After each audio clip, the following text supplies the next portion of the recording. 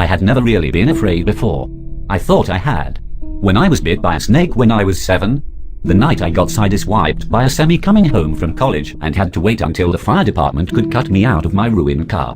The first time I realized Sandra didn't love me anymore. Those were all frightening, but they were mainly a mixture of pain and surprise, my body's adrenaline and my mind's expectations being thrown into chaos. A moment of peril that time and distance would turn into forgotten trauma or an interesting story. A scar or a monument not to the danger, but to my surviving it. When the thing that had once been Rick Jarvis slammed me against the doors of the emergency room at Richland County Hospital, my vision blurred as tears of pain and terror flooded my eyes. The parking lot beyond was dark, but in the distance I could see the lights of a gas station at the nearest intersection. It could have been on the moon and not felt farther away. A hand pressed my forehead against the glass painfully even as his body pinned me against the release bar at the door. I heard myself let out some kind of short animal squeal as I tried to wriggle free, but I didn't struggle for long. For one thing, I could tell he was far stronger than me. For another, I could feel the first touches of true fear as its cold fingers caressed my heart. True fear isn't about being hurt. It isn't about losing your belongings or even your life. True fear is about losing yourself. What you are, what you were, what you love. It's the feeling of a beast hungrily roaming the rooms of your heart, a nameless despair that has finished eating your hope and has moved onto your soul.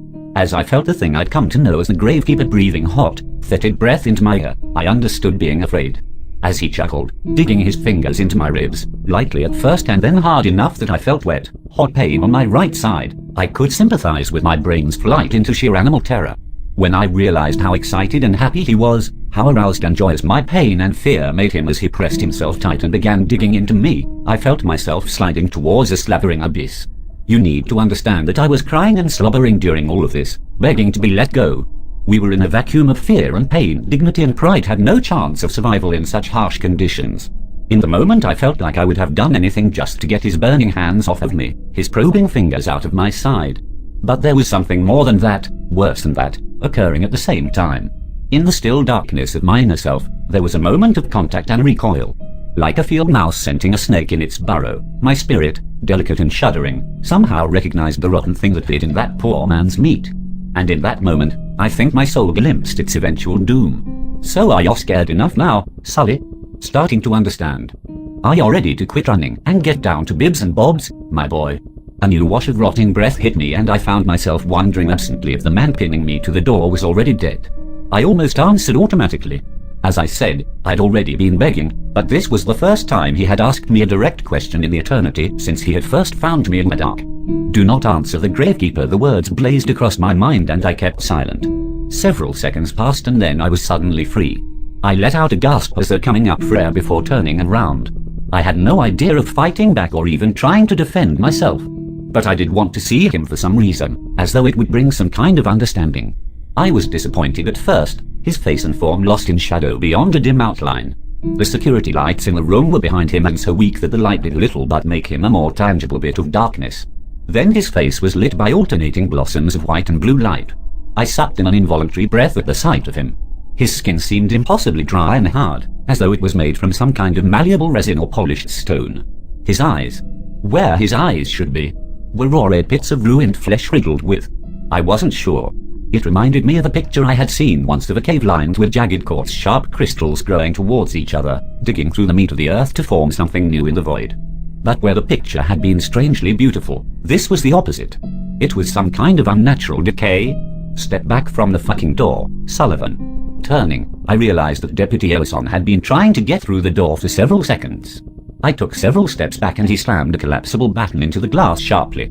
Glancing at the Jarvis thing, I saw he was just standing there passively, as though he was waiting for something. A second strike and the glass was spider-webbed. A third and it went cloudy before tumbling free of the frame. Both of you get down on the ground. Now. I went to obey but hesitated. I didn't want to get on the ground with that monster so close by. To my surprise, he was already getting down on his hands and knees, a small smile crawling onto his rigid lips, causing them to crack and bleed as it widened. He whispered across the distance to me in a tone that seemed on the edge of laughter. Don't you worry, Sully. We'll be together again real soon. 3 more people, Mr. Sullivan. 2 nurses and a doctor. Dead. Killed by that maniac Jarvis, despite him having whatever he has wrong with him.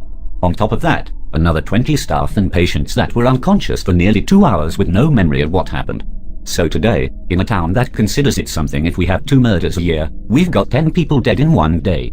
Because, before I forget, we had to kill the second worker who spontaneously decided his entire family needed to die today.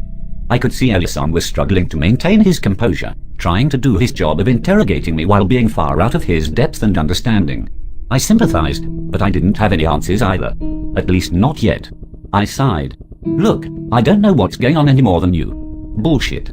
He yelled, throwing down a plastic evidence bag that contained what I recognized as the pages of the letter. In my panic at the hospital, I had forgotten them in the waiting room, and by the time I had remembered it was too late. I don't know what this shit is, but I can tell from glancing at it that it's old and strange. Just like that coffin you had those men digging up today. My eyes widened and he smiled bitterly. Oh yeah, we know about that now too. I sent a unit back to your house and they found where you had hidden it. Could see the fresh dirt on it and put 2 and 2 together. We're a small department, but we're not idiots. And you need to stop treating us like we are. I sat back in my chair and sighed. Listen, I don't think you're stupid. I just don't know what's going on and I'm trying to figure it out. But you need to hear what I'm saying. That thing you arrested. It's not Jarvis. It's some kind of monster. You need to kill it or bury it somewhere deep if it won't die. The deputy sat down across the table from me. The interview room was well lit, and I could see the exhaustion and fear on his face, but his voice was steady when he spoke. You don't have to convince me that something abnormal is going on, or that the fucker is a monster. But we don't execute people, even if they deserve it. He's locked up tight, and aside from getting him checked out medically in the morning, his ass won't leave that cell until he's before a judge on Monday. You have my word. I shook my head. That won't work. He's strong and he can affect people. Make them do things. I don't know what he is, but we aren't safe here. Ellison was going to respond further when he got a call on his cell phone. I'm in the middle of... What? That's not. Who was down there with him? The color was draining from his face as he spoke, and he was already heading toward the door as he talked. Almost as an afterthought, he turned to me and pointed. Keep your ass in here. I'll be right back. I felt my stomach knotting as I waited. I considered leaving, but I didn't know that running would help anything. Shifting in my chair, I felt a flare of fresh pain in my side and grunted. They had cleaned the wound and put a bandage on it, but they asked me to hold off taking any pain meds until my interview was done. I'd agreed at the time, but now I was starting to regret it. I jumped when the door suddenly swung open. I was expecting either Ellison or the monster, but it was a younger female deputy instead. She smiled as she came in and gave me a can of ginger ale. Sorry this is taking so long. Very chaotic at the moment. I smiled weakly at her. What's going on? Deputy Ellison just went running out of here a few minutes ago like there was an emergency.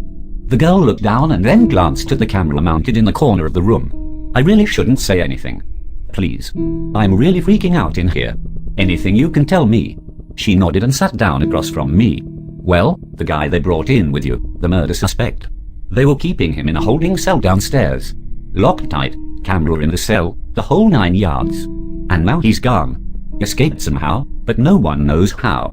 The only thing they found was some kind of weird rock sitting on the bench in the cell. I stood up suddenly, knocking my chair over as I backed to the wall.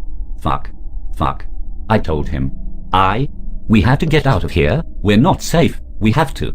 The deputy was wide-eyed as she stood and retreated to the door. Look, I shouldn't have said anything. Just calm down. We're safer here than anywhere. Trust me, if that guy was still in the station, we would know it. Just stay here and I'll get Ellison for you.